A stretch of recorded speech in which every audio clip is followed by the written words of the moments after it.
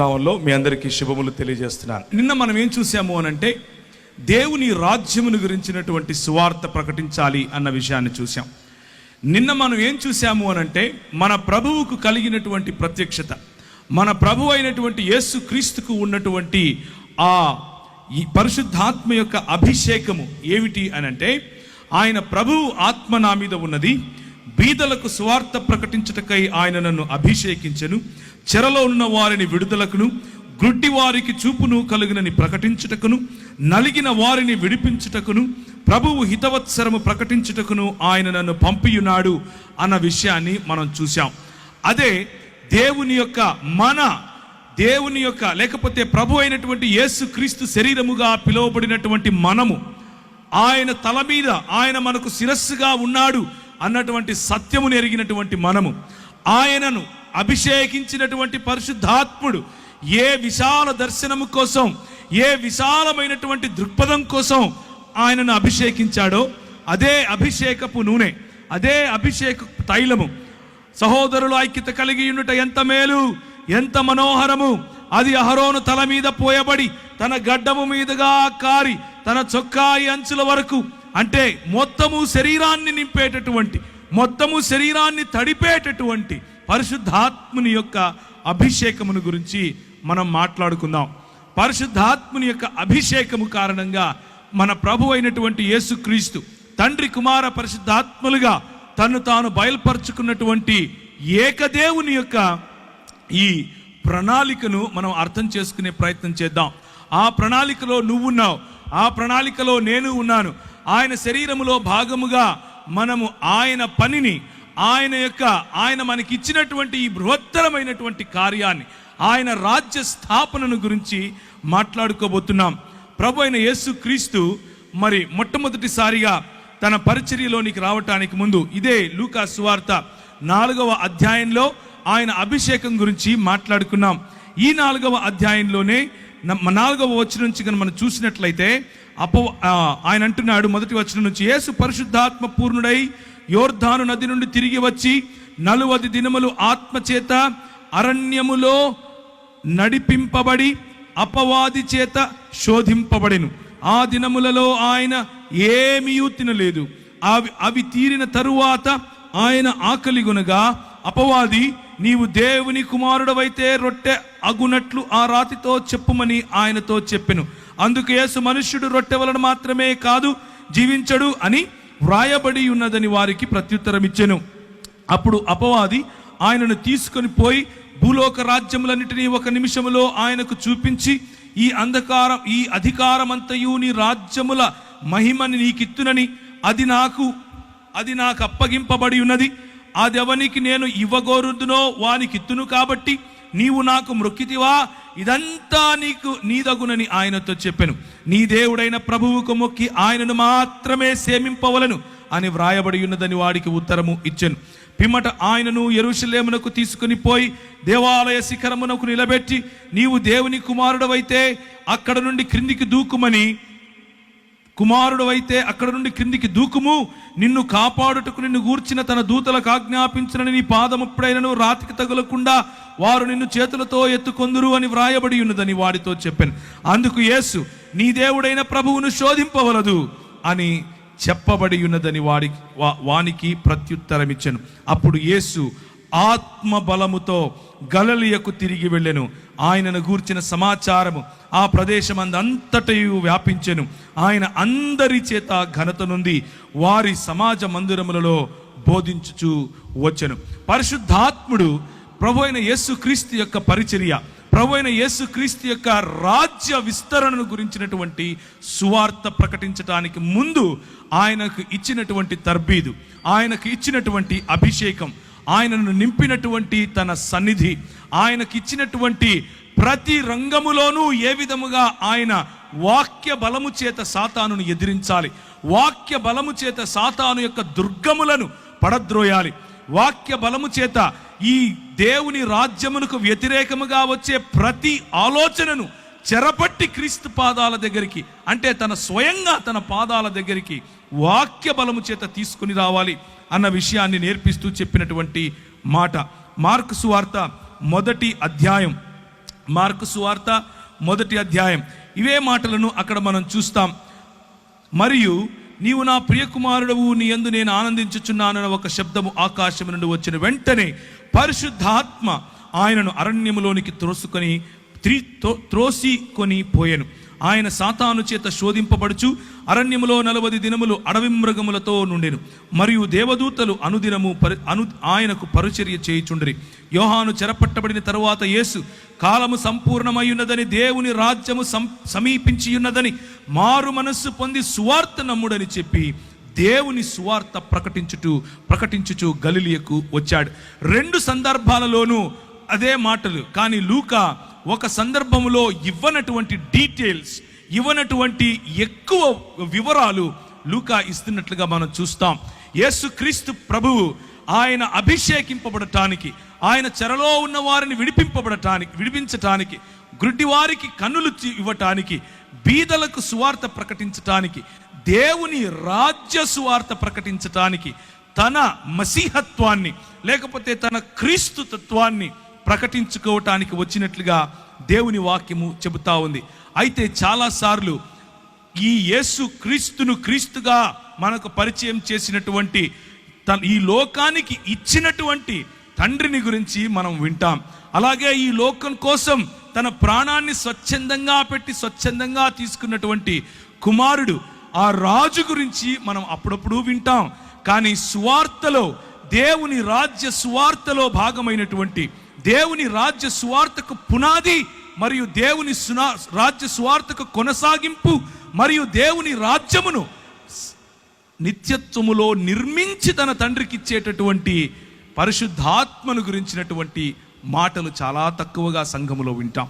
కనుక ఈరోజు పరిశుద్ధాత్మ దేవుని గురించినటువంటి మాటలు కొన్ని మాట్లాడుకునే ప్రయత్నం చేద్దాం.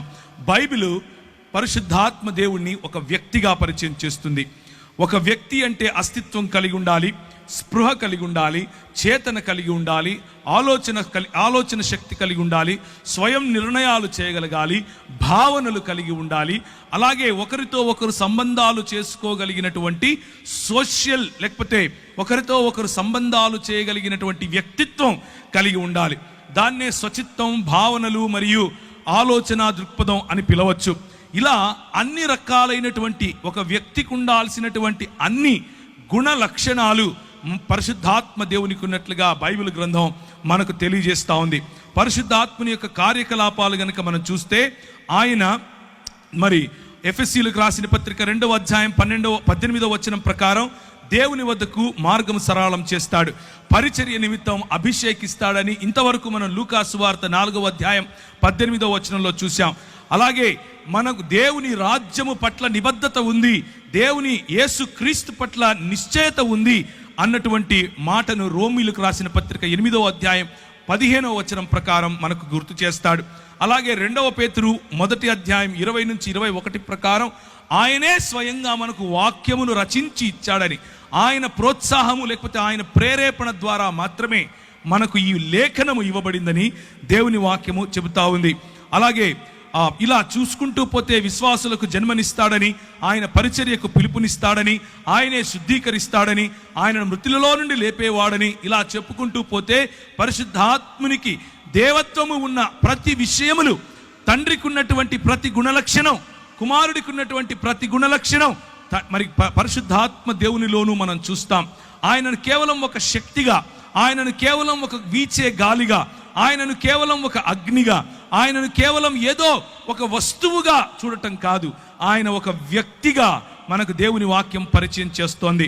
ఆయన ఒక వ్యక్తి, ఆయన మనతో మాట్లాడగలడు, ఆయన మనల్ని అభిషేకించగలడు, ఆయన మనల్ని పరిచర్యకు మరి ప్రిపేర్ చేయగలడు. ఆయన మనకు కావలసినటువంటి ప్రతి వనరులు, కావలసినటువంటి ప్రతి వరములు ఇవ్వగలిగినటువంటి అద్వితీయ దేవుడు అన్న విషయాన్ని మనం చూడబోతున్నాం. ఆయన మార్గదర్శనం చేస్తాడా? అవును చేస్తాడు. ఆయన విమోచిస్తాడా? అవును విమోచిస్తాడు.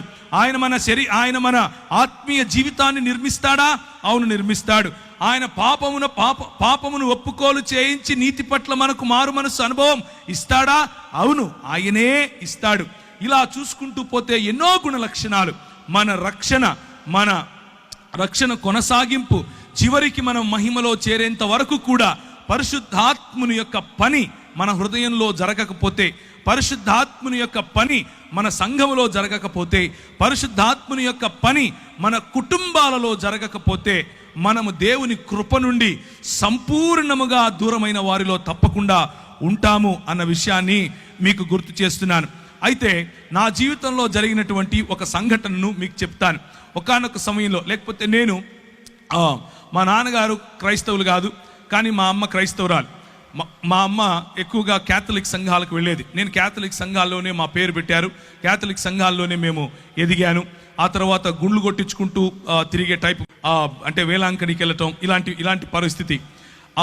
నేను చిన్నతనంలోనే తల్లిని విడిచి హాస్టల్కి వెళ్ళిపోవటం, అక్కడ ఉండటం. ఆ తర్వాత 10వ తరగతి మా ఊరు కడప, మా ఊరికి తిరిగి రావటం. ఆ ఊరిలో భయంకరమైనటువంటి అల్లరి, భయంకరమైనటువంటి గొడవలు, భయంకరమైనటువంటి ఫ్యాక్షనిజంలో పడిపోవటం. అలా పడిపోయిన తర్వాత ప్రభువు నన్ను రక్షించటం, నీవు లోకమునకు వెలుగై ఉన్నావు అన్నటువంటి మాట చేత నా జీవితాన్ని మార్చటం. ఒకానొక సమయంలో మరి కోల్పోయినటువంటి సంబంధాల కారణంగా నేను దుఃఖిస్తూ ఉన్న సమయంలో ఒక వ్యక్తి నన్ను సంఘానికి తీసుకుని వెళ్ళటం, లేకపోతే ఒక యూత్ మీటింగ్కి తీసుకుని వెళ్ళటం. అక్కడ నేను ప్రభువును తెలుసుకోవటం, నీవు లోకానికి వెలుగై ఉన్నావు అన్న విషయాన్ని ఆయన గుర్తు చేసి నన్ను ఆయన నా జీవితంలో రక్షణ సువార్తను, నా జీవితంలో దేవుని రాజ్య సువార్తను ఆయన నాటినప్పుడు నా జీవితం మారిపోయింది. నేను ఈ దేశానికి ఒక కళంకంగా ఉండాల్సింది పోయి, నేను నాకున్నటువంటి దూకుడు స్వభావం కారణంగా నా దేశానికి, నా కుటుంబానికి, స్వయంగా నా జీవితానికి భయంకరమైనటువంటి ఒక మచ్చగా మిగలాల్సింది పోయి, కనీసం ఇప్పుడు దేశానికి ఏమీ పెద్ద ఉద్ధరించకపోయినప్పటికీ కనీసం నన్ను చూసి నా కుటుంబం కానీ నా దేశం కానీ సిగ్గుపడే అవస్థలో లేకుండా ఉన్నాను. దానికి కారణం ప్రభు అయినటువంటి యేసు క్రీస్తు. అలా నా జీవితాన్ని కొనసాగించే సమయంలో నేను వాడేటటువంటి డ్రగ్స్, నేను తాగేటటువంటి అన్ని లోకంలో ఉన్న ప్రతి గొడవ, లోకంలో ఉన్నటువంటి ప్రతి అలవాటు ఆయన తీసివేశాడు. ఒకానొక సమయంలో నేను ప్రార్థన చేసుకుంటున్నాను. ఒకానొక సమయంలో ఒక రోజంతా గడిపి ప్రభు దగ్గర సమయం గడిపి ఉపవాసంలో ఆయన నుంచి శక్తి పొందుకోవాలి, ఆయన నుంచి పరిచర్యను గురించినటువంటి ఒక దర్శనం పొందాలి, అసలు ప్రభువు నా పట్ల కలిగిన ప్రణాళిక ఏంటి అని ఒకరోజు నేను హైదరాబాద్లో ఉన్నటువంటి నారాయణగూడ బ్యాప్టిస్ట్ చర్చ్కి వెళ్ళాను. ఆ బ్యాప్టిస్ట్ చర్చ్లో ప్రేయర్ టవర్లో కూర్చుని ప్రార్థన చేస్తున్నాను. ప్రార్థన చేస్తున్న సమయంలో విపరీతమైనటువంటి ఒక కాంతి, విపరీతమైనటువంటి ఆ కాంతిని నన్ను ఆవరించటం, నేను తెలియని భాషలలో మాట్లాడటం, యేసుక్రీస్తు ప్రభువు యొక్క ఆవరణ, యేసుక్రీస్తు ప్రభువు యొక్క సన్నిధి, పరిశుద్ధాత్ముని యొక్క కృమరింపు నా జీవితంలో నేను గమనించాను. పరిశుద్ధాత్ముడు నన్ను తాకినప్పుడు, పరిశుద్ధాత్ముడు నా పైన బలంగా వీచినప్పుడు నేను తట్టుకోలేకపోయాను. నా హృదయం పులకించిపోయింది, నా శరీరం పులకించిపోయింది. నేను కళ్ళు మూసుకొని ఉన్నాను. నేను ఒక గొప్ప దర్శనం చూస్తున్నాను. ఇదిగో తెల్లని బట్టలు వేసుకున్నటువంటి చాలా మంది నెత్తిన టోపీ పెట్టుకొని పరిగెట్టుకుంటూ వస్తున్నారు. ప్రభు అయిన యేసుక్రీస్తు తన చేతులు బారుగా చాల్చి నిలబడుకుని ఉంటే ఆయన కౌగిలిలోనికి ఎంతో కొన్ని వేల మంది పరిగెట్టుకుంటూ వస్తున్నారు. ఆమోసు గ్రంథం ద్వారా ప్రభువు నాతో మాట్లాడాడు. ఆమోసు గ్రంథం ద్వారా ప్రభువు నాతో మాట్లాడి ఆయన నాకు వినిపించే విధంగా పరిశుద్ధాత్ముని యొక్క నడిపింపు. ఆయన అన్నాడు, నీవు ఇందోర్ అనే పట్టణానికి వెళ్ళాలి, నువ్వు చండీగఢ్ అనే పట్టణానికి వెళ్ళాలి, నువ్వు ఉదయ్పూర్ అనేటటువంటి పట్టణానికి వెళ్ళాలి. మరి దైవజనులు ఇప్పుడు నిలబడుకుని మాట్లాడుతూ, ఏమయ్యా ఉత్తర భారతదేశంలో చాలా మంది అవసరం వెళ్ళరా అని అంటున్నాడు. అదే సంఘటన నాకు జరిగింది. 2000 సంవత్సరంలో ఆ భక్త సింగ్ గారు చనిపోయారు. ఆయనను తీసుకుని వెళ్తున్నారు. కొన్ని వేల మంది ఆయనకు వెనకగా వెళుతున్నారు. ప్రార్థిద్దాం అనంటే కొన్ని వేల మంది తలలు ఉంచుకొని ప్రార్థిస్తున్నారు. ఆ దృశ్యం నేను పైనుంచి చూశాను. దేవా, ఒక వ్యక్తి ఉత్తర భారతదేశం నుంచి నా ప్రజలను ప్రేమించి తెలుగు వారి మధ్యకు వచ్చి మరి పరిచర్య చేస్తే నేనెందుకు వెళ్ళకూడదు అన్నటువంటి ఆ ఛాలెంజ్ నేను తీసుకున్నాను. నేను వెళ్ళాను, మధ్యప్రదేశ్ అనే ప్రాంతంలోకి వెళ్ళాను. పరిశుద్ధాత్ముడు నన్ను నడిపిస్తున్నాడు. ఒకానొక రోజు రాత్రి రెండు చొక్కాలు 2 ప్యాంట్లు పెట్టుకుని బయలుదేరాను. నాకు భాష రాదు, ఒక్కరు తెలియదు, ఆ ప్రాంతం తెలియదు, ఎక్కడుండాలో తెలియదు, ఏం చేయాలో తెలియదు. దేవుడు చెప్పాడు నేను వెళ్ళాలి. పరిశుద్ధాత్ముని యొక్క ప్రిపరేషన్, పరిశుద్ధాత్ముడు నీలో నిన్ను నింపినప్పుడు కేవలము నూనె బుడ్డీలు అమ్ముకునే పాస్టర్గా మారవు నువ్వు. గుర్తుంచుకోండి ఈ విషయం. పరిశుద్ధాత్ముడు నిన్ను తాకినప్పుడు నువ్వు ఛాలెంజెస్ తీసుకుంటావు. ఇంతవరకు సహోదరుడు ఆజాద్ చెప్పినట్లుగా తన దేవుని ఎరిగిన వారు బలము కలిగి గొప్ప కార్యాలు చేస్తారు, గొప్ప కార్యాలు చేస్తారు. నీ సంఘం పక్కన ఇంకొకడు సంఘం పెట్టే కార్యాలు కావు, గొప్ప కార్యాలు చేస్తారు. ప్రభువు లేని చోట ప్రభువును ప్రకటించడానికి ముందుకొస్తారు. అది చీకటి, భయంకరమైనటువంటి చలి. ఉత్తర భారతదేశంలో మనం ఇక్కడ ఏదైతే ఊపుకుంటున్నామో ఈ సమయంలో అక్కడ చల్లగా ఉంటుంది. అంటే ఇప్పుడు వేడిగానే ఉంటుందిలేండి. నేను వెళ్ళింది డిసెంబర్, జనవరి, ఫిబ్రవరిలో భయంకరమైన చలి. ఆగస్టు నెలల్లో కూడా భయంకరమైనటువంటి వాతావరణం, వర్షం పడిన తర్వాత చలిగా ఉంటుంది. నేను వెళ్ళాను, నాకు తెలియదు అంత చలి ఉంటుందని. మామూలు చొక్కాలు వేసుకుని మామూలుగా వెళ్ళిపోయాను. నేను అక్కడికి వెళ్తే గడగడ వణికిపోతున్నాను. కిందికి దిగాను. రైల్వే స్టేషన్లో ప్లాట్ఫామ్ మీద 3 రాత్రులు గడిపాను. 3 రాత్రులు ప్రార్థన, ఉదయాన్నే లేయటం, వాక్య పరిచర్యకి వెళ్తాం, ప్రార్థన, ఉదయాన్నే లేయటం. ప్రభు నాకు చెప్తున్నాడు, ఫలానా టెంపో ఎక్కు, ఫలానా చోట దిగు, ఫలానా ఇంటికెళ్ళు, ఫలానా వాడితో మాట్లాడు. ఆయన చెప్పింది చెప్పినట్లుగా మరి ముందుకెళ్ళటానికి దేవుని పరిశుద్ధాత్మ యొక్క శక్తి, పరిశుద్ధాత్ముడు మనల్ని నింపినప్పుడు, పరిశుద్ధాత్ముడు మనలో ఛాలెంజ్, సవాలు విసిరినప్పుడు మనం తీసుకోగలగాలి. 2 చొక్కాలు 2 ప్యాంట్లతో వెళ్ళానని చెప్పాను. చేబులో నా దగ్గర 500 700 డబ్బులున్నాయి. ఆ రోజుల్లో 500 అంటే మహా అయితే కూడా ఒక 10 రోజులు మనం ఉండొచ్చు. ఈ రోజుల్లో 500 అంటే అర రోజే ఉంటాం, అది మీకు తెలిసిన విషయమే. అయితే నేను వెళ్ళాను. ఒకరోజు రాత్రి నా దగ్గర డబ్బులు కూడా అయిపోతున్నాయి. ప్రభువు రాత్రి నాకు ఒక దర్శనం చూపించాడు. ఒక ఇల్లు, దానిపైన జూలాగర్ అని రాసుంది. జూలాగర్ అంటే ఇంట్లో పిల్లలు పెట్టుకోవటానికి ఉండేటటువంటి ప్రదేశం. ఆ ఇల్లు నాకు కనిపించింది. లోపల ఒక రూమ్ చూపించాడు. ఒక చైరు, ఒక బల్ల, దాని మీద ఒక గ్లాసు, దాంట్లో అంటే చెంబు, దాంట్లో నీరు, ఒక కాట్ అంటే ఒక మంచం. ఆ మంచం మీద మంచి పరుపు, గళ్ళగా ఉండేటటువంటి ఒక బెడ్షీట్. ఇది నాకు కనిపించింది. రాత్రి ఆ దర్శనం చూశాను. ఉదయం పరిశుద్ధాత్ముడు నడిపిస్తున్నట్లుగా నడుస్తున్నాను. పరిశుద్ధాత్ముడు నాకు చెప్పినట్లుగా ఏ డైరెక్షన్లో, ఏ దిశగా నేను వెళ్ళాలో ఆ దిశగా వెళుతున్నాను. 2.5-3 కిలోమీటర్లు నడుస్తూ దేవుని పరిచర్య, వాక్యం. నాకు వచ్చి రాని హిందీ ఏం చేస్తాం, ఏదొస్తే అది మూగ సైగలు అనుకోండి, మాట్లాడుతూ ప్రజలకు చెప్పుకుంటూ వెళ్ళాను.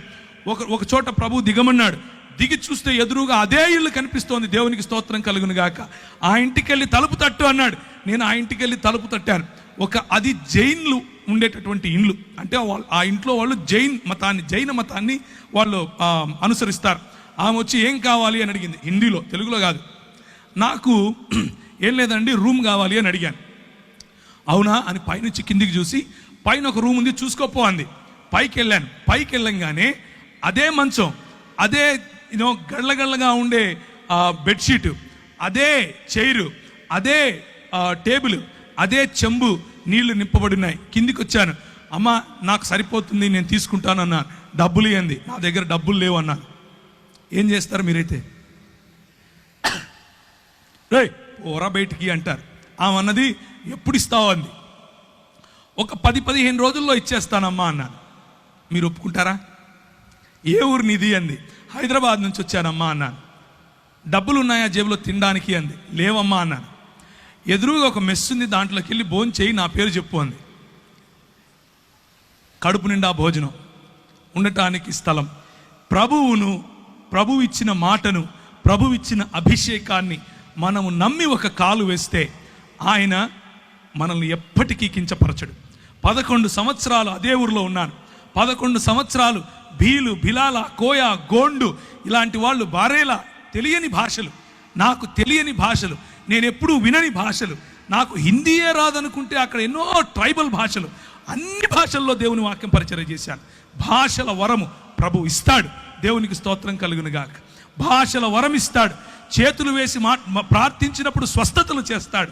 ఇవన్నీ ఎప్పుడు చేస్తాడంటే, ఇక్కడ మగపిల్లలు పుట్టడం కోసం ప్రార్థన చేస్తాను అని మా ఊర్లో ఒక ఆయన బోర్డు పెట్టాడు, హైదరాబాద్లో. అట్లా బోర్డు పెట్టుకొని యేసు ప్రభువును అమ్ముకునే పరిచర్య కాదు, యేసు ప్రభువును నమ్ముకునే పరిచర్య. దేవునికి స్తోత్రం కలుగును గాక. యేసు క్రీస్తు రాజ్యమును ప్రకటించే పరిచర్య. నేను వెళ్ళాను. నాకు అప్పుడు కరెక్ట్గా ఇప్పుడు నాకు 21 సంవత్సరం. ఊరు తెలియదు, ఏం తెలియదు. అదే ఊరిలో 11 సంవత్సరాలు.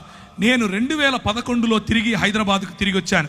నేను వెళ్ళేటప్పుడు ఎడ్వర్డ్ అన్న నాకు తెలుసు, నేను వచ్చిన తర్వాత ఎడ్వర్డ్ అన్న నాకు తెలుసు. కానీ అక్కడ ఉన్న 11 సంవత్సరాలలో ప్రభువు నన్ను వాడుకున్నటువంటి పద్ధతి, అక్కడ ఉన్న 11 సంవత్సరాల్లో నా చదువును ఆశీర్వదించాడు. నేను MBA ఇన్ ఇంటర్నేషనల్ బిజినెస్ అన్న కోర్స్ చదివాను. చదివిన తర్వాత ఎన్నో దేశాలు నన్ను ప్రభువు తిప్పాడు. తిరిగిన అన్ని దేశాల్లో ప్రభు పరిచర్యలో వాడుకున్నాడు. అంత మాత్రమే కాదు, ఈ చెప్పిన తెగలు ట్రైబల్ మధ్య ప్రభువు వాడుకున్నాడు. అన్నిటికంటే ముఖ్యంగా నాకు చూపించిన దర్శనం, ముస్లిముల మధ్య నీతో వాడుకుంటాను అని చెప్పాడు. ముస్లిముల మధ్య వాడుకున్నాడు. నేను వెళ్ళినప్పుడు 6 మంది, ఒక్క వ్యక్తి ప్రభువుని నమ్ముకోవటానికి 5 ఏళ్ళు పట్టింది. ఆ తర్వాత 6 మంది 6 సంవత్సరాలు నాతో వాగ్వివాదం చేస్తూ వచ్చారు. నువ్వేంది, నువ్వు ఈ కథ ఏంది, నేను చూసుకుంటామన్నారు. RSS వాళ్ళు, VHP వాళ్ళు నాకు ఈమెయిల్ రాసేవాళ్ళు. నువ్వు ఏ మార్గం గుండా వెళ్తున్నావో మాకు తెలుసు, నువ్వు ఎట్లొస్తావో మాకు తెలుసు, నువ్వు ఎప్పుడు ఇంటికి చేరకుండా ఎప్పుడు సస్తావో కూడా నీకు తెలియకుండా చేస్తాం అని అనేవారు. ఇలాంటి పరిస్థితులు. అక్కడ నువ్వు వెళ్ళి సాక్షి జీవితం అనంటే ఏంటి అనంటే, అక్కడ నువ్వు వెళ్ళి క్రైస్తవుడిని అని చెప్పుకుంటే చాలు తన్నుతారు. క్రైస్తవుడిని అని చెప్పుకుంటే చాలు చెప్పుతో కొడతారు. అలాంటి పరిస్థితులు. కానీ స్టెఫెనును ఆశీర్వదించినట్లుగా, స్టెఫెనుకు వాక్ చాతుర్యం ఇచ్చినట్లుగా, స్టెఫెనులో వాక్ ప్రభావం ఇచ్చినట్లుగా, స్టెఫెనును ఏ విధముగా జ్ఞానముతోనూ కృపతోనూ ప్రభువు నింపాడో అలా యవ్వనస్తులను నింపగలడు. మనము ఒక్క విధేయత అన్నటువంటి అడుగు తీస్తే చాలు. నా జీవితం ఆ రోజు పరిశుద్ధాత్ముని యొక్క తాకిడితో మారిపోయింది. పరిశుద్ధాత్ముడు నా జీవితంలో తెలియని అగ్నిని రగిలింపజేశాడు. పరిశుద్ధాత్ముడు నా జీవితంలో ఇచ్చిన ఛాలెంజెస్, నేను వెళుతూ ఉంటే నాకు అన్ని బెడ్స్ ఆఫ్ రోజెస్ అందరూ వచ్చి కాళ్ళ మీద పడిపోయి పైసలు ఇచ్చేసి ఏమో చేశారు అనుకున్నారా? కాదు. అడుగడుగు నా ఛాలెంజెస్, అడుగడుగు నా బలహీనతలు, అడుగడుగు నా తెలియనటువంటి నేను ఎలా చేయాలి ఇప్పుడు అన్నటువంటి పరిస్థితి. కానీ ప్రభువు నమ్మకస్తుడు. ప్రభువు మనల్ని విడిచిపెట్టాడు. పిలిచిన పరిశుద్ధాత్ముడు మనల్ని విడిచిపెట్టాడు. మనల్ని అభిషేకించిన పరిశుద్ధాత్ముడు ఎక్కడెక్కడ నీకు ఏ ఏ పరీక్షలు పెడుతున్నాడో ఆ పరీక్ష ఉత్తీర్ణుడైనటువంటి మరుక్షణం తన ప్రత్యక్షతనిస్తాడు. ఒకానొక రోజు కృంగిపోయాను, భయంకరంగా కృంగిపోయాను. ఏం చేయాలి ప్రభువా? ఎలా నాకు డ్రై లైఫ్, మొత్తం ఎడారి అనుభవం, ఏమీ లేదు, ఖాళీ అయిపోయాను, నేను ఏం చేయాలి ఇప్పుడు అంటూ మోటార్ సైకిల్ నడుపుకుంటూ వస్తున్నాను. ఒక పెద్ద హోర్డింగ్ రాసి ఉంది, అడ్వర్టైజ్మెంట్. అందులో అంటే ఒక న్యూస్ పేపర్ వాళ్ళ అడ్వర్టైజ్మెంట్ అనమాట. అందులో ఉంది ఎక్స్పాండ్ యువర్ హరైజన్స్ అని ఇంగ్లీష్లో రాశారు. అంటే నీ సరిహద్దులు విశాలపరచుము అన్నటువంటి మాట. ఇది ఎక్కడో విన్నానే అని అనుకున్నాను. న్యూస్ పేపర్ వాడు బైబిల్ చెప్తున్నాడు ఏంటి, అది కూడా మధ్యప్రదేశ్లో, అది కూడా క్రైస్తవులం అంటే ఓ భయంకరమైనటువంటి వివక్ష. అలాంటి చోట ఇంత పెద్ద హోర్డింగ్ ఎవరు పెట్టారు? ఇంటికి వెళ్ళాను. ఇంటికి వెళ్ళి ఎక్కడుంది ఆ వాక్యం అని చూశాను.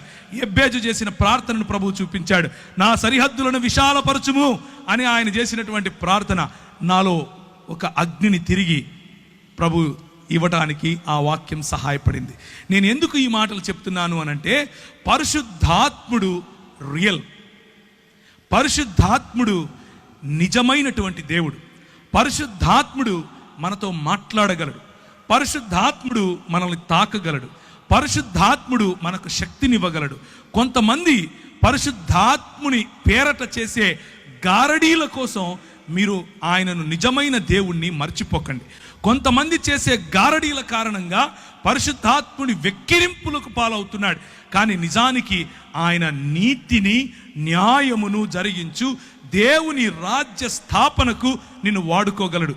ఒకానొక రోజు 2003 నుంచి 2005 ప్రాంతాల్లో రాజస్థాన్ మరియు మధ్యప్రదేశ్ బార్డర్స్లో కొన్ని ఊర్లు ఉన్నాయి, నీమచ్, మందసౌర్ అనే ఊర్లు. ఆ ఊర్లలోకి మమ్మల్ని ప్రభువు నడిపించాడు. అక్కడ ఉన్నటువంటి అతి ప్రాముఖ్యమైన సమస్య ఏమిటి అని అంటే, ప్రజలు వాళ్ళ ఇంట్లో ఆడపిల్ల పుడితే చాలా సంతోషిస్తారు, గంతులు వేస్తారు, నాట్యాలు చేస్తారు. ఎందుకబ్బా అని అనుకుంటే, దేవి పుట్టింది, మా ఇంట్లో దేవి పుట్టింది అని అంటారు. ఏంటి ఇంతకు దేవి పుట్టింది అంటున్నారు? ఇంతకు మంచి సంస్కృతి ఎక్కడి నుంచి వచ్చింది వీళ్ళకి మన దేశంలో అని అనుకున్నాం. కానీ నిజమేంట్రా అని చూస్తే, ఆ అమ్మాయి 12 ఏళ్ళు వచ్చిన తరువాత, మొట్టమొదటిసారి పుష్పవతి అయిన తరువాత, వాళ్ళ సొంత నాన్న, వాళ్ళ సొంత అన్న పోయి వీళ్ళ మధ్యలో పింపులుగా పనిచేసి, అంటే బడవలుగా పనిచేసి ప్రజలను, కస్టమర్లను పట్టుకొస్తారు ఈ అమ్మాయికి. ఇది ఆ సంస్కృతి, ఈ విష సంస్కృతి. ఏంటి ఈ విష సంస్కృతి అని అంటే, నువ్వు ఈ కులంలో పుట్టావు, నీ పనే నీ ఒళ్ళు అమ్ముకోవటం, 12 ఏళ్ళు దాటంగానే నీ ఒళ్ళు అమ్ముకొని తీరాలి అని చెప్పి నేర్పించినటువంటి సంస్కృతి.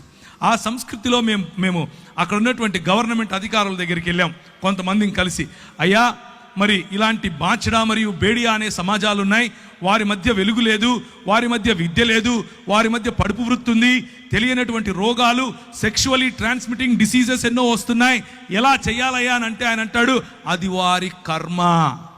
ఏంటది? కర్మ. నీకెందుకయ్యా? ఏ దేశం నుంచి వచ్చావు నువ్వు? ఏ రాష్ట్రం నుంచి వచ్చావు నువ్వు? వాళ్ళకు నిధులు మేమెందుకు ఇవ్వాలి? అది వాళ్ళ వృత్తయ్యా, వాళ్ళు సంపాదించి ట్యాక్సులు కడతారు మాకు అంటాడు. ప్రభువా, ఏం చేయాలి? పరిశుద్ధాత్ముని శక్తి, పరిశుద్ధాత్ముని బలం ప్రభుత్వాలతో కూడా మాట్లాడటానికి మనకు శక్తినిస్తుంది. ఆ 2003లో చూసినటువంటి ఆ సన్నివేశం మా మనసులో నిండిపోయింది. మేమందరం కలిసి ఒక ప్రణాళిక తీసుకొని వచ్చాం. ఈరోజు 2019కి వేలకు పైగా ఆ బాంచడా సమాజానికి చెందిన వారు, చదువుకున్న వారు ఉన్నారు. వేలకు పైగా పడుపు వృత్తిని వదిలేసిన వారు. వారి మధ్యలో స్కూళ్ళు స్థాపించాం, వారి మధ్యలో ఆలయాలు స్థాపించాం, వారికి పరిశుద్ధాత్మ దేవుణ్ణి పరిచయం చేశాం. పరిశుద్ధాత్మ దేవుడు కొంతమందికి అయితే వారిలో ఉన్న భయంకరమైన రోగాలు, నువ్వు సస్తావు, నువ్వు బ్రతకవు అని డాక్టర్లు చెప్తే చెయ్యి వేసి ప్రార్థన చేస్తే ప్రభు వారిని లేపాడు. స్త్రీలు, చిన్నపిల్లలు వెళ్ళి ప్రార్థన చేస్తే వారికి స్వస్థత. ఇలాంటివి ఎన్నో కార్యాలు పరిశుద్ధాత్మ దేవుడు బోర్డు పెట్టుకొని అమ్ముకోవాల్సిన అవసరత లేకుండా చేయగలిగినటువంటి గొప్ప దేవుడు పరిశుద్ధాత్మ దేవుడు.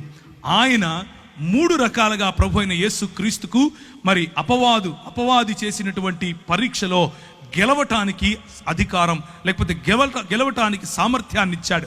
మొట్టమొదటిది వాక్యపరమైనటువంటి ఆన్సర్ ఏమిటి అని అంటే, నీకున్న ఆధారం ఏంటి? నాకున్న ఆధారం భోజనం. నీకున్న ఆధారం ఏంటి? భౌతిక పరమైనటువంటి ఆశీర్వాదం. భౌతికంగా నీకు రొట్టెలిస్తాను, భౌతికంగా నీకు ఇల్లిస్తాను, భౌతికంగా నీకు కావలసిన ప్రతి అక్కరా తీరుస్తాను, నీ అక్కర్లన్నీ తీర్చడానికి నేను ఆధారంగా ఉంటాను, నువ్వు వస్తావా అని యేసుక్రీస్తు ప్రభువును శోధిస్తే, ప్రభువు పరిశుద్ధాత్ముని శక్తి, పరిశుద్ధాత్ముని తోడు కారణంగా ఆయన అంటాడు, నా ఆధారం దేవుడు మాత్రమే. నీ రొట్టెలతో నేను బ్రతకను, దేవుని నోట నుంచి వెలువడే ప్రతి వాక్యము చేత నేను బ్రతుకుతాను. దేవునికి స్తోత్రం కలుగును గాక. I will defeat you with the power of the Holy Spirit. I will defeat you with the power of the word of God. దేవుని యొక్క వాక్యపు శక్తి చేత, దేవుని యొక్క పరిశుద్ధాత్ముని శక్తి చేత నీ ఆధారాన్ని నేను తీసి పారేస్తాను, ఎందుకంటే నా ఆధారం దేవుడు అని చెప్పాడు. రెండవ పరీక్ష యేసు ప్రభువుకు పెట్టినది ఏమిటి అని అంటే ఆరాధన అన్నటువంటి పరీక్ష. ఆరాధన అన్నటువంటి పరీక్షను కూడా ప్రభు అయిన యేసు క్రీస్తు అనంటే అంకిత భావం ఎవరికి చూపిస్తావు నువ్వు? నాకు మొక్కు చాలు అని అన్నాడు. ప్రభు అంటాడు, నా అంకిత భావం నా తండ్రి అయినటువంటి దేవునికి మాత్రమే నేను ఇస్తాను, నేను ఆయనకు మాత్రమే ఇస్తాను, నేను ఆయన మాత్రమే అనుసరిస్తాను. దేవుని వాక్యపు శక్తి, పరిశుద్ధాత్ముని యొక్క శక్తి అపవాదిని ఓడగొట్టింది. ఆయనకిచ్చినటువంటి మూడవ పరీక్ష ఏమిటి అని అంటే అధికారం. నీకు నేను అధికారం ఇస్తాను. ఇదిగో చూడు, సర్వ ప్రపంచము నా దగ్గరే ఉంది, ఈ ప్రపంచం పైన నేనే అధికారిని, నీకు ఈ అధికారం ఇచ్చేస్తాను, నువ్వు నా దగ్గరికి రా. నిన్న మనం చూసాం, మనం పోగొట్టుకున్న అధికారాన్ని తిరిగి సంపాదించటానికి మనము పాపం అనేటటువంటి ఊబిలో పడిపోయి ఉన్నాం కనుక మన యేసు క్రీస్తు యొక్క లేకపోతే దేవుని యొక్క స్వరూపమును, దేవుని యొక్క పోలికను కుంటుబడిందిగా మారిపోయింది గనుక, స్వభావ సిద్ధముగా మనం పాపులమైపోయాం గనుక, స్వభావ సిద్ధంగా మన అంకిత భావం సాతాను వైపుకు, సాతాను రాజ్యం వైపుకు ఉంది కనుక మనం ఆధారము వాడే అనుకుంటాం, మన ఆరాధన వాడికే ఇస్తాం, అలాగే మన అంకిత భావము వాడికే, అలాగే మన అధికారము కూడా వాడికే ఇచ్చేసాం. ప్రభు అంటాడు, అవసరం లేదు నువ్వు ఇచ్చే అధికారం నాకు, నువ్వు నీ దేవుడైనటువంటి యెహోవాను శోధింపటానికి నీకు ఎంత ధైర్యం అని అంటాడు. అధికారం నాది, నేను అధికారం తిరిగి తీసుకోవటానికే వచ్చాను, నేను నా రాజ్యమును స్థాపించటానికే వచ్చాను. నువ్వు అనుకుంటున్నావు ఈ రాజ్యములన్నీ నీవని, నువ్వు అనుకుంటున్నావు ఈ రాజ్యముల పైన నాకు అధికారం ఉందని, కానీ ఈ రాజ్యముల పైన నీకు ఎవరైతే అధికారం ఇచ్చారో నా పిల్లలు, నా అనుయాయులు, వారిని నేను సాక్షులుగా నిలబెట్టబోతున్నాను, వారికి నేను సంచకరువుగా పరిశుద్ధాత్మనిచ్చి వెళ్ళబోతున్నాను. నాకు తోడుగా ఉండి నిన్ను ఓడించటానికి అవసరమైనటువంటి పరిశుద్ధాత్ముడు నేను వారికి ఇచ్చిపోతాను. నీవు నీ దేవుడైనటువంటి యెహోవాను శోధించటానికి నీకు అర్హత లేదు అని కొట్టి పారేశాడు. ఇది దేవుని రాజ్య సువార్త. దేవుని రాజ్య సువార్త ఈరోజు ప్రకటించబడుతున్నట్లుగా వేరొక యేసు కాదు, ఈరోజు ప్రకటింపబడుతున్నట్లుగా వేరొక ఆత్మ కాదు, ఈరోజు ప్రకటింపబడుతున్నట్లుగా వేరొక సువార్త కాదు. మనము నమ్మేటటువంటి యేసు రాజైన యేసు, మనము నమ్మేటటువంటి యేసు రాజులకు రాజైన యేసు, మనము నమ్మేటటువంటి యేసు ప్రభువులకు ప్రభు అయిన యేసు, మనము నమ్మేటటువంటి యేసు దేవుళ్లకు దేవుడైనటువంటి దేవుడు. ఆయన రాజ్యమును స్థాపించటానికి వచ్చాడు, ఆయన స్థాపిస్తాడు. మనము నమ్మేటటువంటి, మనము అంగీకరించినటువంటి ఆత్మ, ఆయన వస్తే కింద పడిపోయి పూనకాలు వచ్చేది, ఆయన వస్తే గట్టి గట్టిగా ఇకిలిగా నవ్వేది, ఆయన వచ్చాడని చెప్పి గట్టి గట్టిగా కేరింతలు కొట్టి అవతలోని కొట్టేది, లేకపోతే ఒక ఆయన అంటాడు వామిటింగ్ ఆత్మ అంట, ఆయనకు పరిశుద్ధాత్ముడు వస్తే వామిటింగ్ వస్తుందంట. ఒక ఆయన అంటాడు పరిశుద్ధాత్మ వస్తే నేను అవతలోని తిడతానంటాడు, ఒక ఆయన పరిశుద్ధాత్మ వస్తే నేను సాతాను తిడతానంటాడు. ఒక ఎట్లా పడితే అట్లా. పరిశుద్ధాత్ముని శక్తి రాజ్య నిర్మాణానికి ఉపయోగపడుతుంది. పరిశుద్ధాత్ముని శక్తి నోరు తెరిచి మాట్లాడితే అవతలి వాడికి తర్కాన్ని నిర్వీర్యం చేస్తుంది. పరిశుద్ధాత్ముని శక్తి చేయుంచి ప్రార్థించకపోయినా చేతులు ఉంచితే చాలు స్వస్థత తీసుకొస్తుంది. పరిశుద్ధాత్ముని శక్తి యేసుక్రీస్తు యొక్క వర్చస్సును, యేసుక్రీస్తు యొక్క రాచరికాన్ని చాటుతుంది. పరిశుద్ధాత్ముని శక్తి ఈ లోకములో ఉన్నటువంటి, ఈ లోకనాథుడైనటువంటి అపవాది యొక్క క్రియలను లయపరుస్తుంది. పరిశుద్ధాత్ముని శక్తి మనకు స్వస్థతతో పాటు బుద్ధిని తీసుకొస్తుంది. పరిశుద్ధాత్ముని శక్తి గవర్నెన్స్ తీసుకొస్తుంది. పరిశుద్ధాత్ముని శక్తి అడ్మినిస్ట్రేషన్ నేర్పిస్తుంది. పరిశుద్ధాత్ముని శక్తి కేవలం చెక్క భజన నేర్పించదు. మనం ప్రకటిస్తున్నట్లుగా అప్పుడప్పుడు సంఘాల్లో టీవీలకెక్కి ప్రకటిస్తూ ఉంటారు ఈ రోజుల్లో. పరిశుద్ధాత్ముని శక్తిని అవహేళన పరచటం. మేము ప్రకటించినటువంటి వేరొక సువార్త ఏంటి? నువ్వు ఆయన దగ్గరికి వస్తే చచ్చిపోతే పరలోకం పోతావు, నువ్వు ఆయన దగ్గరికి వస్తే నేను చేయించుతాను, నీకు కొడుకు పుడతాడు, నువ్వు ఆయన దగ్గరికి వస్తే నీకు పెండ్లైపోతుంది, నువ్వు ఆయన దగ్గరికి వస్తే ఇంకేవేవో నోటికొచ్చిని. కానీ యేసు క్రీస్తే స్వయంగా ప్రకటించినటువంటి సువార్త మనం ఇంతవరకు చూసాం. మార్కు సువార్తలో ఆయన దేవుని రాజ్యం అన్నటువంటి సువార్తను ప్రకటించాడు. మతం కట్టడం కాదు. నన్ను సాక్షిగా ఉండటానికి ఉత్తర భారతదేశంకు వెళ్ళమన్నాడు. ఇంతకు సాక్షిగా ఉండాలంటే ఏం చేయాలి ప్రభువా అని ప్రార్థించాను. ప్రభువా, సాక్షిగా ఉండటం అంటే ఏంటి? సాక్షిగా ఉండటం అంటే మైకులు ఎత్తుకొని మాట్లాడడం మాత్రమేనా? సాక్షిగా ఉండడం అంటే ప్రభువు నన్ను ఆశీర్వదించి కొడుకు పుట్టించాడని చెప్పటమేనా? సాక్షిగా ఉండటం అంటే ఇదిగో నేను చచ్చిపోతూ ఉండే నన్ను లేపాడని చెప్పటమేనా? సాక్షిగా ఉండటం అంటే ఏంటి ప్రభువా, నాకు అర్థం వచ్చేలా చెప్పు అని అన్నాడు. నాకు మత్తయి సువార్త 28వ అధ్యాయం ఆఖరి వచనాలు చదువుతారా? మత్తయి సువార్త 28వ అధ్యాయం. కనుక మీరు సర్వలోకమునకు వెళ్ళి 16 నుంచి సమస్త జనులను 18 నుంచి చదువుదామా? అయితే యేసు వారి యొద్దకు వచ్చి, పరలోకమందును భూమి మీదను నాకు సర్వాధికారము ఇవ్వబడి ఉన్నది కాబట్టి మీరు వెళ్ళి సమస్త జనులను శిష్యులనుగా చేయుడి, తండ్రి యొక్కయు కుమారుని యొక్కయు పరిశుద్ధాత్మ యొక్కయు నామములోనికి వారికి బాప్తిసమిచ్చుచు నేను మీకు ఏ ఏ సంగతులను ఆజ్ఞాపించి తినో వాటన్నిటినీ గైకొనవలనని వారికి బోధించుడి. ఇదిగో నేను యుగ సమాప్తి వరకు సదాకాలము మీతో కూడా ఉన్నాను. అధికారము నాది, పరలోకములో అధికారము నాది, భూలోకములో అధికారము నాది, నీ పైన అధికారము నాది, నీ హృదయంలో నేను ఇప్పుడు రాజును. నువ్వు వెళ్ళు. ఎలా వెళ్ళాలి? ప్రతినిధిగా వెళ్ళాలి.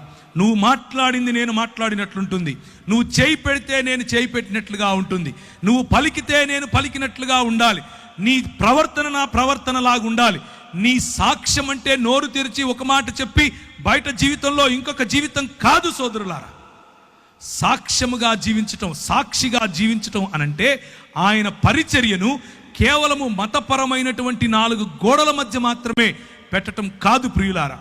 సాక్షి జీవితం అనంటే నీ వ్యాపారం ఆయనది, సాక్షి జీవితం అనంటే నీ రాజకీయం ఆయనది, సాక్షి జీవితం అనంటే నీ అడ్మినిస్ట్రేషన్ ఆయనది, సాక్షి జీవితం అంటే నీ కుటుంబం ఆయనది, సాక్షి జీవితం అనంటే నువ్వు ఏ ఏ రంగములో, ప్రభుత్వ రంగమైనా, వ్యాపార రంగమైనా, ప్రైవేట్ రంగమైనా, మీడియా రంగమైనా, ఏ రంగంలో నువ్వు పనిచేసినా ఆయన నాకు ప్రభువు, ఆయన ప్రతినిధిగా నేను ఇక్కడున్నాను, ఆయన కొరకు నేను సంఘ స్థాపన, ఆయన కొరకు నేను రాజ్య స్థాపన చేయటానికి ఉన్నాను అన్నటువంటి దృక్పథము కలిగి ఉండటం. అందుకనే ఆయన అంటాడు, జనములను ఏం చేయాలి?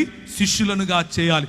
జనములను అన్న చోట దేశములను, సంస్కృతులను, జన సమూహాలను అని కూడా తర్జుమా చేయొచ్చు. గ్రీకులో వాడినటువంటి పదము ఎత్నే అన్నటువంటి పదం, ఆ పదాన్ని అలా కూడా తర్జుమా చేయొచ్చు. మన పిలుపు ఒక దానియేలు పిలుపు, మన పిలుపు ఒక నెహెమ్యా పిలుపు, మన పిలుపు ఒక దావీదు పిలుపు, మన పిలుపు ఒక ఎస్తేరుకి ఇవ్వబడినటువంటి పిలుపు. మన పిలుపు కేవలము చెక్కభజన చేసే పిలుపు కాదు. మన పిలుపు కేవలం మతంలో ఉండటం కాదు. మన పిలుపు వాడి చేతి పని యందు నిపుణత గలవాడిని చూచితివా, వాడు అల్పుల ఎదుట కాదు రాజుల ఎదుట నిలబడును అని దేవుని వాక్యం చెబుతా ఉంది. ఆ పిలుపులో మనం ఉన్నాం అన్న విషయాన్ని జ్ఞాపకం చేసుకోండి. అపోస్తలుల కార్యములు మొదటి అధ్యాయం, అపోస్తలుల కార్యము మొదటి అధ్యాయం. ఆయన శ్రమ పడిన తరువాత 40 దినముల వరకు వారికి అగపడుచు ఏం చెప్పాడు? మీరు ఒక మతం కట్టండి, మీరు వెళ్ళి చెక్క భజన చేయండి, మీతో పాటు నేను కూడా భజన చేస్తాను అన్నాడా? అది మన ఆత్మీయ జీవితంలో భాగం, కానీ అది మాత్రమే ఆత్మీయ జీవితం కాదు. ఆయన ఏమన్నాడు? దేవుని రాజ్య విషయములను గూర్చి బోధించుచు అనేక ప్రమాణములను చూపి వారికి తన్ను తాను సజీవునిగా కనపరుచుకొని దేవుని రాజ్యమును గురించినటువంటి విషయాలు. రాజ్యములో రాజు ఉంటాడు, రాజ్యములో సైన్యం ఉంటుంది, రాజ్యములో రాజుకు ప్రతినిధులు ఉంటారు, రాజ్యములో వనరుల వితరణ ఉంటుంది, రాజ్యములో వనరుల కేంద్రీకరణ ఉంటుంది, రాజ్యములో ఎకనామిక్స్ ఉంటాయి, రాజ్యములో సోషల్ సైన్సెస్ ఉంటాయి. ఏ విధంగా సామాజికంగా మనం ప్రజలను అట్టడుగునున్న వారిని బయటికి తీసుకొని రావాలి అన్న ఆలోచనలు ఉంటాయి. రాజ్యములో విద్యా, వైద్య, ఆరోగ్య రంగాలు ఉంటాయి, రాజ్యములో మీడియా ఉంటుంది. ప్రతి ఒక్క విషయము, ఒక జన సమూహానికి చెందిన ప్రతి ఒక్క విషయము రాజ్యములను గురించినటువంటి, దేవుని రాజ్యమును గురించినటువంటి విషయాలు వారికి ప్రభువు చెప్పాడు. ఆ తరువాత ఆయన వారిని కలుసుకొని ఇలాగు ఆజ్ఞాపించెను, మీరు యెరూషలేములో నుండి వెళ్ళక నా వలన వినిన తండ్రి యొక్క వాగ్దానము కొరకు కనిపెట్టుడి. యోహాను నీళ్లతో బాప్తిసమిచ్చను గాని కొద్ది దినములలో మీరు పరిశుద్ధాత్మలో బాప్తిసము పొందెదరు. ఈ రాజ్య స్థాపన పరిశుద్ధాత్మునితో మాత్రమే జరుగుతుంది. ఈ రాజ్య స్థాపన పరిశుద్ధాత్ముని గ్రహించి, పరిశుద్ధాత్ముని పొందుకొని, పరిశుద్ధాత్ముని యొక్క శక్తిలో జీవిస్తేనే జరుగుతుంది.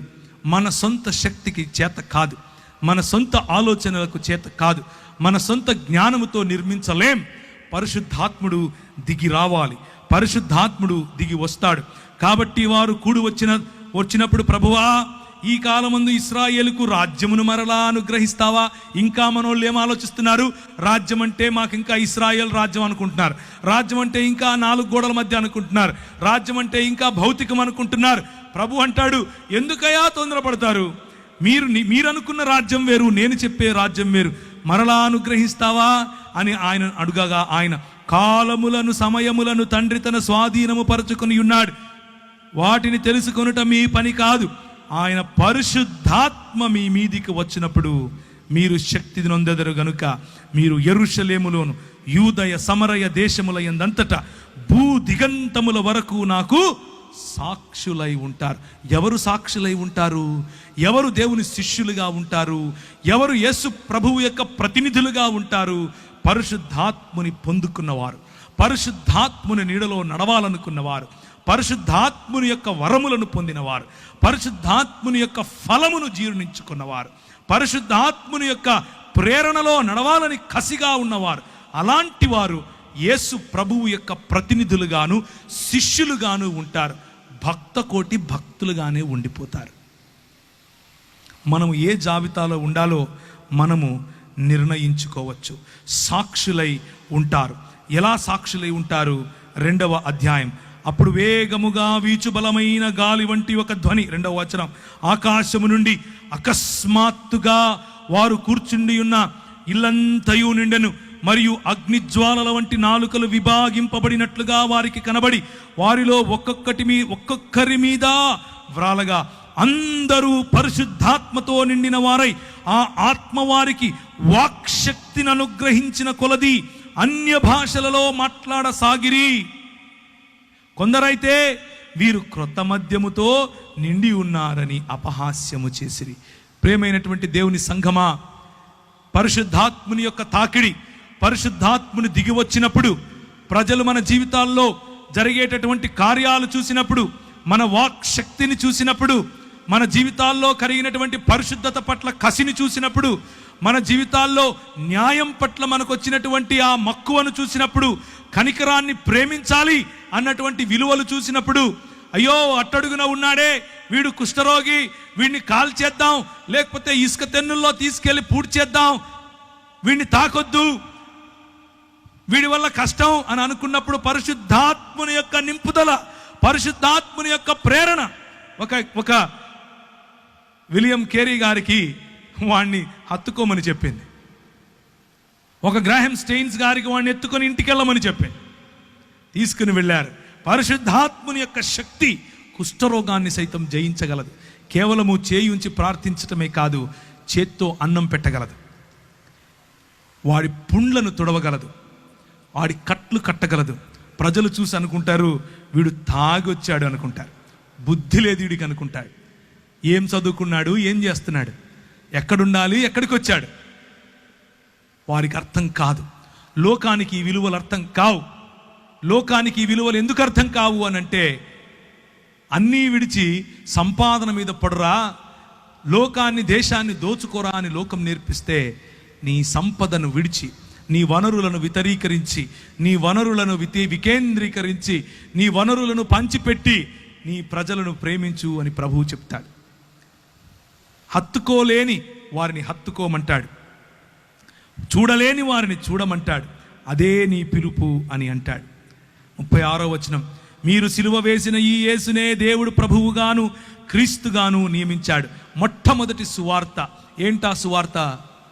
మీకు పుల్లలు పుడతారు, మీకు కార్లు కొనిస్తాడు యేసు ప్రభు, ఇదా? కాదు. ప్రభువుగా దేవుడు నిర్ణయించాడు, ప్రభువుగా దేవుడు ప్రకటించాడు, ప్రభువుగా క్రీస్తుగా దేవుడు నియమించాడు. ఇది సువార్త. ఆ రోజు ఏం జరిగింది? అనేక మహత్కార్యములు, సూచక క్రియలు. 41వ అధ్యాయం. అప్పుడు ప్రతి వానికి భయము కలిగెను, మరియు అనేక మహత్కార్యములను సూచక క్రియలను అపోస్తలుల ద్వారా జరిగెను. విశ్వసించు వారందరూ ఏకముగా కూడి సువార్త జరిగిన చోట దేవుని రాజ్యము స్థాపింపబడుతుంది. ఆ దినమున 3000కు పైగా ఆ దినమున ప్రభువును పొందారు. కాబట్టి అతని వాక్యము అంగీకరించిన వారు బాప్తిస్మము పొందిరి. ఆ దినమున ఇంచుమించు 3000 మంది చేర్చబడ్డారు. ఒక్కసారిగా 3000 మంది బాప్తిస్మము పొంది దేవుని రాజ్య స్థాపనగా ఆనాడు పరిశుద్ధాత్ముడు దిగి వచ్చిన కారణంగా, పరిశుద్ధాత్ముని యొక్క శక్తి చేత మాట్లాడిన మాటల కారణంగా 3000 మంది దేవుని రాజ్యములో భాగస్థులైపోయారు. వారి ఆధారం దేవుడయ్యాడు, వారి అధికారం దేవుడయ్యాడు, వారి యొక్క ఆరాధన యేసుక్రీస్తు అయ్యాడు. కనుకనే దేవుని రాజ్య స్థాపన జరిగింది. దేవుని రాజ్య స్థాపన జరిగినప్పుడు వారికి వచ్చినటువంటి ప్రేరణ ఏంటి? దేవుని రాజ్య స్థాపనలో మీ ఇల్లు కొల్లగొట్టింది మా ఇంట్లో పెట్టుకుంటాను, నా దగ్గరకు వచ్చి ఫోటో తీసుకొని 10,000 ఇవ్వండి, నా ప్రోగ్రాంకి 20,000 ఇవ్వండి, నీకు లైట్లు పెట్టుకొని అడుక్కుంటాను, మీ గొలుసులు వేయండి, మీ ఉంగరాలు వేయండి, ఇదా వాళ్ళు చేసింది? కాదు. చూడండి ఏం చేశారు. అపోస్తలుల ద్వారా జరిగింది. ఏం జరిగింది? విశ్వసించిన వారందరూ ఏకముగా కూడి తమకు కలిగినదంతయు సమిష్టిగా ఉంచుకొనిరి. సమిష్టి అనేటటువంటి వనరుల కేంద్రీకరణ, సమిష్టిగా ఉన్నటువంటి బల కేంద్రీకరణ, సమిష్టిగా ఉన్నటువంటి మానవ వనరులు, సమిష్టిగా ఉన్నటువంటి ఆర్థిక వనరులు, సమిష్టిగా ఉన్నటువంటి పరిశుద్ధాత్మ వరములు. ఇది దేవుని రాజ్య కార్యము. ఇదియుగాక వారు తమ చర స్థిరాస్తులను అమ్మి అందరికీ వారి వారి అక్కరుల చొప్పున పంచిపెట్టిరి. దేవుని రాజ్యములో ఉండేటువంటి విలువలు ఏంటంటే, మనవి అమ్మి పంచి పెడతాం. అవతలి వాడికి అవసరతను బట్టి, అవతలి వాడి అక్కరును బట్టి నాకున్నంతలో అవతలి వాడికి ఇస్తాం. నాకు అని అడుక్కునే బతుకు కాదు దేవుని రాజ్య విస్తరణ అంటే. దేవుని రాజ్య విస్తరణ అంటే పోగేసుకోవటం కాదు, పోగేసిన దాన్ని పంచిపెట్టడం. దేవుని రాజ్య విస్తరణ అంటే ప్రజలకు ఆశీర్వాదకరంగా ఉండటం. పరిశుద్ధాత్ముని తాకిడి అనంటే ప్రజలను నీ తాకిడి చేత, పరిశుద్ధాత్మకు పరిచయం చేయటం, ఆనందముతో నిష్కల్మషమైన హృదయముతో ఆహారము పుచ్చుకొనుచు మరియు ప్రభువు రక్షణ పొందుచున్న వారిని అనుదినము వారితో చేర్చుచుండెను. పరిశుద్ధాత్ముని పని ఏంటి అని అంటే, అనుదినము ప్రజలు మనల్ని చూసినప్పుడు ఇదిగో దేవుని రాజ్యం అని గుర్తిస్తారు. మతం కడితే దూరం పోతారు. దేవుని రాజ్యం కడితే ఇది దేవుని రాజ్యం అని గుర్తిస్తారు. అప్పుడు విశ్వసించిన వారు అపోస్తలుల బోధ యందును, సహవాసమందును, రొట్టె విరుచుట యందును, ప్రార్థన యందును ఎడతెగక ఉండటం మర్చిపోలేదు. దేవుని రాజ్యములో మంచి బోధ ఉంటుంది. దేవుని రాజ్యములో యేసు ప్రభువును గురించిన బోధ ఉంటుంది. దేవుని రాజ్యములో సాటి మనిషి ప్రేమించాలన్న బోధ ఉంటుంది. దేవుని రాజ్యములో సాటి మనిషికి యొక్క అక్కర్లను తీర్చాలన్న బోధ ఉంటుంది. దేవుని రాజ్యంలో సాటి మనిషికి యేసు క్రీస్తు ప్రాణం ఎలా పెట్టాడు, నేను నీ కోసం ప్రాణం ఎలా పెట్టగలను అన్న బోధ ఉంటుంది. ఆ బోధ అనుసారమైనటువంటి సహవాసం ఉంటుంది. ఆ సహవాసానుసారమైనటువంటి రొట్టె విరవటం ఉంటుంది. అందరికీ భోజనం, అందరికీ సామ్యవాదం, అందరికీ బట్ట, అందరికీ ఇల్లు, అందరికీ సౌఖ్యం, అందరికీ ప్రభువు యొక్క పిలుపు. అందరూ మరి ఆయన సంఘములో ప్రభువు ఇచ్చినటువంటి వనరులను తీసుకొని సంతోషముగా ఆయన కొరకు జీవించాలన్నటువంటి ఆశ కలిగి ఉండే రాజ్యము దేవుని రాజ్యము. అందుకనే పరిశుద్ధాత్ముడు మనల్ని నానా విధములైనటువంటి, 1 కొరింథీయులకు రాసిన పత్రిక 12వ అధ్యాయం, నానా విధములైనటువంటి కార్యములను కలవు గాని అందరిలోనూ అన్నిటినీ జరిగించు దేవుడు ఒక్కడే. ఆయన అందరి ప్రయోజనము కొరకు ప్రతివానికి ఆత్మ ప్రత్యక్షత అనుగ్రహింపబడుచున్నది. ఎలయనగా ఒకనికి ఆత్మ మూలముగా బుద్ధివాక్యము, మరి ఒకనికి ఆత్మను అనుసరించు జ్ఞానవాక్యము, మరి ఒకనికి ఆత్మ నుండే విశ్వాసము, మరి ఒకనికి ఒక్క ఆత్మ వలననే స్వస్థపరచు వరము, మరి ఒకనికి అద్భుత కార్యములు చేయు శక్తి, మరి ఒకనికి ప్రవచన వరము, మరి ఒకనికి ఆత్మల వివేచన, మరి ఒకనికి నానావిధ భాషలను మరి ఒకనికి భాషలకు అర్థము చెప్పు శక్తియు అనుగ్రహింపబడి ఉన్నది. ఇదంతా మనం తీసుకొచ్చి ఏం చేశాం? మతంలో పెట్టేశాం. ఆ భాషలు మాట్లాడతాను నేను, కానీ ఎక్కడ? కేవలము సంఘములోనే. ఏ గవర్నమెంట్ ఉద్యోగం చేస్తూ భాషలు మాట్లాడవా? ఏ బుద్ధివాక్యము నీ గవర్నమెంట్ ఉద్యోగంలో చేసే ఆ ఆఫీసులో చెప్పవా? ఒక ఆఫీసర్కు బుద్ధివాక్యం కావాలంటే నేనొచ్చి చెప్తానా, నువ్వు చెప్తావా? ఇలాగే 12వ అధ్యాయంలో చూడండి 28వ వచనము, మరియు దేవుడు సంఘములో మొదట కొందరిని అపోస్తలుగాను, పిమ్మట కొందరిని ప్రవక్తలుగాను, పిమ్మట కొందరిని బోధకులుగాను, అటు పిమ్మట కొందరిని అద్భుతములు చేయువారిగాను, తరువాత కొందరిని స్వస్థపరచువారుగాను, కృపావరములు గలవారుగాను, కొందరిని ఉపకారములు చేయువారుగాను, కొందరిని ప్రభుత్వములు చేయువారుగాను, కొందరిని నానా భాషలు. ప్రభుత్వములు చేయాలి, ఉపకారములు చేయాలి. ఇవన్నీ కేవలం ఎక్కడ చేయాలి? దేవుని యొక్క సంఘము అంటే 4 గోడలని మనం నిర్ణయించేశాం. దేవుని యొక్క సంఘం అంటే యేసు క్రీస్తు రాజ్యం. దేవుని సంఘం అంటే మనము 4 గోడల మధ్యకు వచ్చి చేసేటటువంటి ప్రతి ఆదివారపు కూడిక మాత్రమే కాదు. దేవుని సంఘం అంటే యావత్ ప్రపంచములోనూ క్రైస్తవ సంఘం ఎక్కడెక్కడైతే యేసు క్రీస్తును, ఆయనకే అంకిత భావం, ఆయనే మా ఆధారం, ఆయనే మా ఆరాధన అని ఎవరైతే జీవిస్తున్నారో వారందరూ సమిష్టిగా రాగలగటం, వారందరూ సమిష్టి వనరులను జతపరచగలగటం, వారందరూ సమిష్టిగా ఎక్కడెక్కడైతే ఆయన రాజ్య విస్తరణ జరగలేదో అక్కడక్కడ కొందరు కాపరులు గాను, అక్కడక్కడ కొందరు అపోస్తలులు గాను, అక్కడక్కడ కొందరు భాషలు మాట్లాడేవారు గాను, అక్కడక్కడ కొందరు ప్రవచనములు చెప్పేవారు గాను, అక్కడక్కడ కొందరు అద్భుత కార్యములు చేసేవారు గాను, అక్కడక్కడ కొందరు మరి ప్రభుత్వములు చేసేవారు గాను, అలాగే మంచి కార్యములు ఉపకారములు చేసేవారు గాను ప్రభువు పంపించాడు. అలా కాదా మన దేశంలోనికి పరిశుద్ధాత్మని యొక్క వరము తీసుకుని రాబడింది? అలా కాదా మన దేశంలోనికి వేరే దేశాలలో పరిశుద్ధాత్మని అనుభవిస్తున్న, పరిశుద్ధాత్మని యొక్క తాకిడిని అనుభవిస్తున్న వారు ఇంట్లోనే కూర్చుని ఇది చాలే 4 గోడల మధ్య మతం కడదాం అని అనుకుంటే సరిపోయేదా? మన దేశానికి వచ్చారు. మన దేశంలో ఉన్నటువంటి తోమా గారు మొదలు పెడితే ఇప్పటి వరకు కొన్ని లక్షల మంది వారి ప్రాణాలను ప్రాణార్పణాలుగా పోశారు. పరిశుద్ధాత్ముడు మనల్ని అభిషేకించినప్పుడు ఛాలెంజెస్ తీసుకుంటాం. పరిశుద్ధాత్ముడు మనల్ని అభిషేకించినప్పుడు కేవలము మన టాలెంట్స్ 4 గోడల మధ్య కాదు, సంత వీధులలో చాటుతాం, రాజుల ఎదుట చాటుతాం. దానియేలు నీకంటే నాకంటే దుర్భరమైన పరిస్థితి, ఒక దాసుని లాంటి పరిస్థితి. దానియేలు దాసుడిగా వెళ్ళాడు, తినటానికి లేదు, ఉండటానికి లేదు. దిగంబరులుగా దాసులకు ఎలా పెడతారో తెలుసా? పుట్టగోసిలాగా కేవలం ఇది మాత్రమే కప్పుతారు, మిగిలింది అల్లా వాళ్ళు ఖాళీగానే ఉండాలి. అలాంటి దాసత్వంలోనికి వెళ్ళిన దానియేలును ఎక్కడ తీసుకుని వెళ్ళాడు ప్రభువు? 4 గోడల మధ్య మతం కట్టడానికి తీసుకెళ్ళాడా? దాసత్వములో దాసునికి ఏ హక్కు లేని దేశములో రాజుకు బుద్ధి చెప్పడానికి తీసుకెళ్ళాడు. మేనే టెకేలు ఫార్సిన్ అని చెప్పగలిగాడు. ఎలా చెప్పగలిగాడు? పరిశుద్ధాత్మ శక్తి, పరిశుద్ధాత్మ నింపుదల, పరిశుద్ధాత్ముని యొక్క ప్రేరణ, పరిశుద్ధాత్ముడిచ్చినటువంటి ధైర్యం. కేవలము 4 గోడల మధ్య మాట్లాడుకోవటం కాదు, ప్రపంచములో రాజుల ఎదుట మాట్లాడగలగటం, ప్రపంచములో లోక నాయకుల ఎదుట మాట్లాడగలగటం. నా ప్రజలు వారిని చంపటానికి వేసినటువంటి ఈ స్కీమ్ ఇది, వాళ్ళని చంపటానికి వీలు లేదు, వారి కోసం ఇదిగో ఈ ఫలానా వాడు వారికి వ్యతిరేకంగా ఒక పన్నాగం పన్నాడు అని చెప్పటానికి ఒక ఎస్తేరు కావాల్సి వచ్చింది. పరిశుద్ధాత్మని శక్తి రాజు ఎదుట నిలబడింది, ధైర్యంగా మాట్లాడింది, వ్యూహంతో ముందుకెళ్ళింది. వ్యూహం ఎక్కడి నుంచి వచ్చింది? పరిశుద్ధాత్ముడు ఇచ్చాడు. లేదండి 4 గోడలు కట్టుకొని లోపలే ఉంటామండి, అక్కడే పరిశుద్ధాత్ముడు వస్తాడండి. రాజు దగ్గరికి ఎలా వస్తాడండి? గవర్నమెంట్ ఉద్యోగం చేసేవాడికి ఎలా వస్తాడండి? వ్యాపారంలో పరిశుద్ధాత్ముడు ఎలా పనిచేస్తాడండి?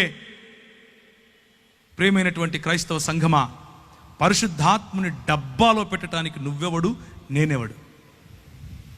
ఆయన నాకు రైల్లో మాట్లాడాడు, ఆయన టెంపో ఎక్కుతూ ఉంటే మాట్లాడాడు, ఆయన సంచేసుకుని ఆకలి అవుతుంది ప్రభు అంటే ఫలానా చోటుకి వెళ్ళి తినరా అన్నాడు. పడుకోవటానికి ప్లేస్ లేదు ప్రభు అంటే రాత్రి ఒక కల చూపించి నాకు ఫలానా చోటుకి వెళ్ళన్నాడు. అలాంటి పరిశుద్ధాత్మ దేవుణ్ణి డబ్బాలో పెట్టి నీ కేవలం ఇక్కడికి వస్తేనే ఆయన తాకుతాడు, కేవలం ఇక్కడికి వస్తేనే ఆయన మాట్లాడతాడు. What are we trying to do? పరిశుద్ధాత్ముడు దేవుడు, ఆయన తాకిడి బలంగా ఉంటుంది. ఆయన మనల్ని తాకినప్పుడు మన జీవితాల్లో మార్పు కలుగుతుంది. ఆయన మనల్ని తాకినప్పుడు మనకు వచ్చే ఒకే ఒక కసి, ఒకే ఒక లోపల నుంచి రగిలే అగ్ని ఏమిటి అని అంటే యేసు క్రీస్తు రాజ్యం. యేసు క్రీస్తు రాజ్యం ప్రకటింపబడాలి. యేసు క్రీస్తు రాజ్యం నా వ్యాపారంలో ప్రకటింపబడాలి, నా గవర్నమెంట్ ఉద్యోగంలో ప్రకటింపబడాలి, నా రాష్ట్రపతి దగ్గర ప్రకటింపబడాలి, నా రాజ్యంలో ఈ దేశంలో ఉన్న ప్రతి అధికారి దగ్గర ప్రకటింపబడాలి, ప్రతి కుటుంబంలో ప్రకటింపబడాలి, ప్రతి మీడియా ఛానల్లో ప్రకటింపబడాలి. ఇలా చూసుకుంటూ పోతే ప్రతి రంగములోనూ యేసు రాజ్యము రావాలి. కేవలము మతంలోనే కాదు. ప్రియమైనటువంటి దేవుని సంగమా, ఆయన మనల్ని అద్భుతములు చేసేవారిగా పిలిచాడు, ఆయన మనల్ని స్వస్థపరిచేవారిగా పిలిచాడు, ఆయన మనల్ని కృపావరముల చేత నింపి పిలవగలడు, ఆయన మనల్ని ఉపకారములు చేసేవారిగా పిలుస్తున్నాడు, ఆయన మనల్ని ప్రభుత్వములు చేసేవారిగా పిలుస్తున్నాడు, ఆయన మనల్ని ప్రవక్తలుగా పిలుస్తున్నాడు. నేను ఒక సాఫ్ట్వేర్ కంపెనీ ఉంది, నా కంపెనీలో ఒక 30 మంది పనిచేస్తారు. ఈరోజు నేను 2 షర్ట్లు 2 ప్యాంట్లు తీసుకుని వెళ్ళానని చెప్పాను. నేను 100% నా సాఫ్ట్వేర్ కంపెనీకి ఉదయాన్నే నేను బ్యాగ్ వేసుకుని వెళ్తూ ఉంటే నా భార్య అంటుంది, చర్చికి వెళ్తున్నావా, వెళ్ళరా అంటది. ఆరాధనకి వెళ్తున్నావా, మంచిగా వెళ్ళరా, మంచిగా ఆరాధన చెయ్యి అని చెప్తుంది. నేను వెళ్ళి పనిచేసే నా సాఫ్ట్వేర్ కంపెనీ కూడా దేవుని రాజ్యములో ఉపయోగపడాలి. దేవుని రాజ్యము అది, దానికి ప్రభువు దేవుడై ఉండాలి, దానికి ప్రభువు క్రీస్తై ఉండాలి. మేము నడిపించే సాఫ్ట్వేర్ కంపెనీలో దేవుని రాజ్య విలువలు కనిపించాలి. మాకందరికీ యేసు ప్రభువే బాస్ అయి ఉండాలి. నా క్యాబిన్లో ఒక పెద్దది రాసి పెట్టాను, మా అధికారి ఒక యూదుడైనటువంటి కార్పెంటరు అని. ఒక ఇంగ్లీష్లో ఉంటుంది, my boss is a Jewish carpenter అని. అది పెట్టాము అక్కడ. ఎందుకు అని అంటే నేను అధికారి కాదు, దేవుడు అధికారి.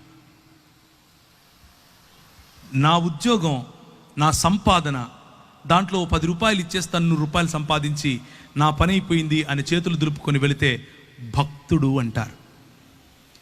100 రూపాయలు ఇదిగో ప్రభువా నువ్వు నాకు ఇచ్చావు. పరిశుద్ధాత్ముని పొందిన వాడు ఏం చేస్తాడు తెలుసా? దేవుని రాజ్యం కోసం ప్రతి పైసా ఖర్చు పెడతాడు. తన కుటుంబముతో సహా ప్రతి చోట దేవుని రాజ్యాన్ని చూస్తాడు. నా కారు నీది, నా ఇల్లు నీది, నా జీవితము నీది, నా శరీరము నీది, నా మనస్సు నీది, సంపూర్ణముగా పానార్పణముగా పోయబడతాను. ఇది పరిశుద్ధాత్ముడిచ్చే ఛాలెంజ్.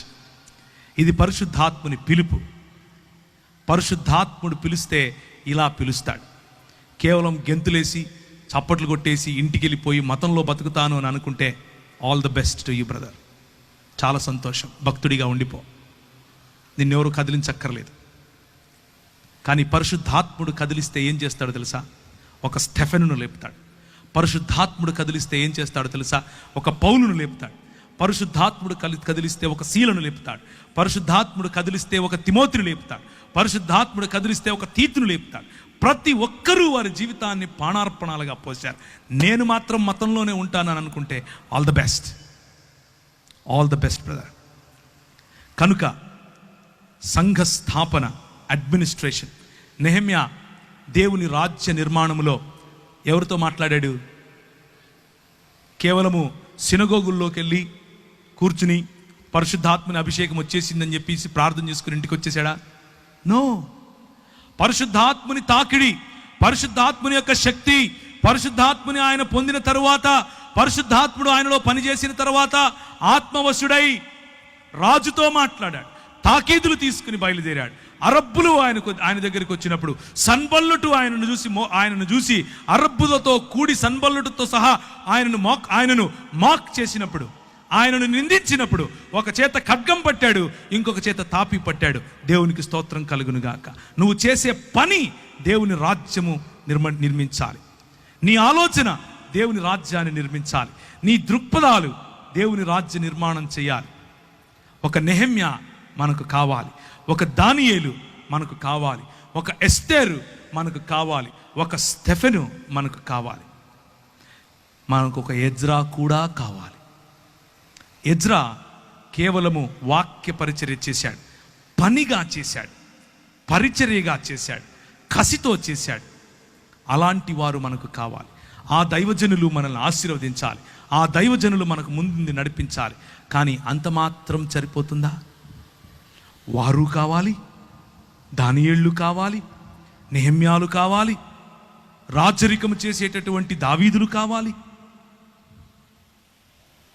రాజులకు కైసరు ఎదుట నేను మాట్లాడాలి, ఇదే నా జీవిత లక్ష్యం అని చెప్పుకున్నటువంటి పౌలు కావాలి, స్టెఫెనులు కావాలి. దేవుని రాజ్య విస్తరణ ప్రతి రంగంలో జరగాలి. అది పరిశుద్ధాత్ముని యొక్క తాకిడి, పరిశుద్ధాత్ముని యొక్క కృమ్మరింపు, పరిశుద్ధాత్ముని యొక్క ప్రభావముతో మాత్రమే మనం చేయగలుగుతాం. దయచేసి తలలు ఉంచండి, దేవుని వైపుకు చూద్దాం.